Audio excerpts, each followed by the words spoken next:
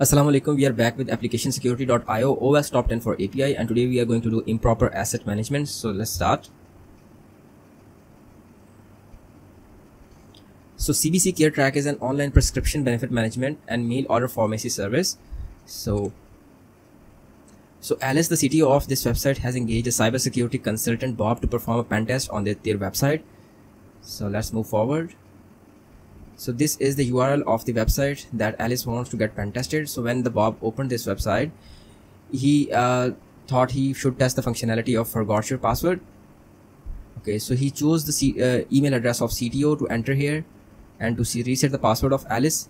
But what happened upon submitting Alice email using the CBC Care Track application, it renders a token verification form requiring Bob to submit a token value or one-time password or OTP, which in case is sent to Alice email. So Bob decided to brute force the token verification form by submitting multiple token values. So he entered this value, which he do not know is correct or wrong. So when he entered this is the HTTP request that he captured from Websuite or owasp app, okay, by using any web proxy. So here let's analyze this HTTP request. You can see that upon clicking the verify button, Bob's browser generate a post request to this API endpoint, passing the token value 2122 via the code parameter. Okay, this is the value that HTTP request is going to validate from this API endpoint.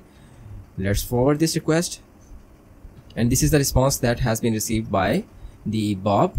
So let's analyze the response. Analyzing the HTTP response, the server returns the 401 unauthorized because this token value was wrong.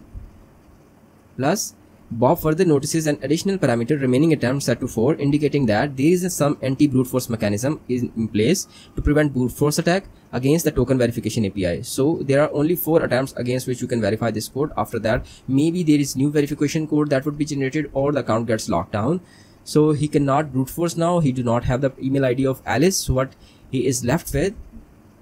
So however, before giving up, Bob attempts one final attack against CBS Care Track token validation endpoint. He resubmits the invalid token and again captured the request. For example, he entered this value and again recaptured the request.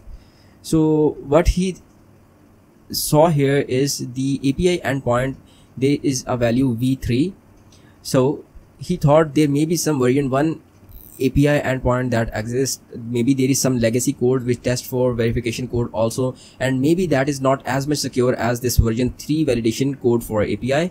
So he changed this to API version 1 and see if there is some legacy code available to test this verification code and authenticate the session of Bob. So he forwards this request, and let's analyze the response now. Analyzing the HTTP response, the server returns the status 401 unauthorized again, indicating that Bob's submitted token is invalid. So here, okay. So however, notice that additional remaining attempts parameter is no longer returned by the server, which tracks the remaining number of tries that the user is able to submit. Maybe version 1 of the API is vulnerable to token brute force attack.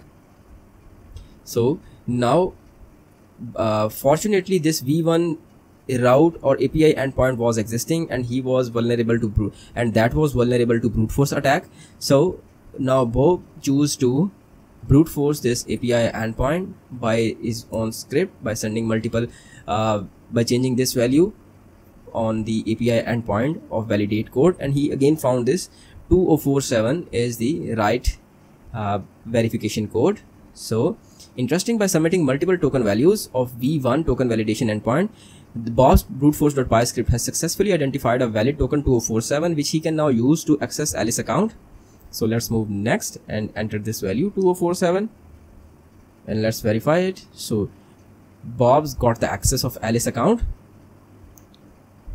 So let's analyze this vulnerable code now.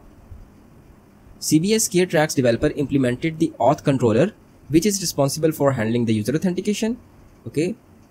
The method validate code process the API endpoint API/v3/validate code, which is the most recent one and which has the anti-brute force mechanism available by using this attempts left variable, and its value has been set to 5. So there is only 5 legitimate testing against a verification code, but there was a pre-existing and other route or API endpoint, which is API/v1/validate code. This method is not used anymore and is considered a legacy code, but the developer has not removed this. The validate code legacy has the same logic as now the new one, the validate code in v3 method, except it does not provide any limit to the number of validation attempts. So that's why Bob was able to brute force the endpoint and extract the right verification code of 2047. So let's move next. So APIs tend to expose multiple endpoints over traditional web application, making proper and updated documentation highly important. To address this, proper host and deployed API version inventory also play an important role to mitigate issues such as deprecated API version. It is necessary that all the deprecated API versions should be removed from the production code. Further, to mitigate against vulnerabilities caused by improper asset management, developers should always make sure that no outdated or legacy API endpoints are available for use in the production environment. Otherwise, your recent code was very good. It has some anti-brute force mechanism available. So the only issue was that the legacy code was present, which was able to authenticate the user session and which was exploited by Bob to get the access of Alice account. So this is all from the improper asset management. Jazakumullahu khair. Allah Hafiz.